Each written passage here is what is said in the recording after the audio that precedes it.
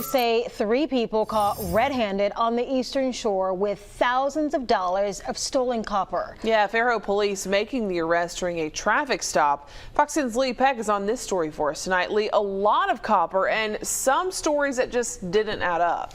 Well, that's right, Shelby and Lise. According to Fairhope police, there were a lot of red flags even before officers had interaction with the suspects. But perhaps the biggest surprise here, where all that copper came from. It was an overnight traffic stop last Tuesday around 2 a.m. Fairhope police catching a big break. One of the officers got behind the vehicle, just in basic traveling, wasn't anything to make a traffic stop at that point. But then the vehicle started to act suspicious and tried to avoid the officer, which drew attention. The officer eventually pulled them over. 2 people were inside the pickup truck, but it's what was in the bed that really caught the officer's attention. Not only was there a ton of copper, but there was a third person hiding beneath it. That's where this investigation really takes off, and from the get-go, Lieutenant Shane Nolte says things just weren't adding up. Obviously, you've got somebody that's got a lot of copper that obviously does not belong to them. They can't give you a good story. They can't tell you who they are. You're running into problems. Well, it didn't take long to identify the suspects. In fact, by the light of day, they knew exactly where all that copper came from. And you might be surprised who it belongs to.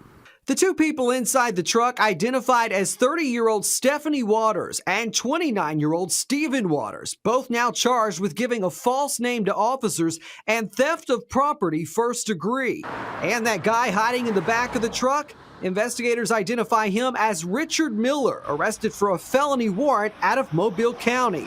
Turns out the copper wire belongs to the city of Fairhope. It was being stored here at this substation off Morphy Avenue and valued at $10,000. We're told the traffic stop happening not far from here, so officers likely intercepting the trio as they were trying to make their getaway. They did everything they were supposed to do the right way that night, being in the right place at the right time, being out doing what you're supposed to, patrolling, checking the neighborhoods, checking the surrounding areas. It helps. And Fairhope police say it was a team effort and are giving Officer Thomas Repka, Officer Killian Love, Corporal Joshua Quire, and Sergeant Charles Vernardo a shout out for a job well done. We're live tonight in studio. Lee Peck, Fox 10 News.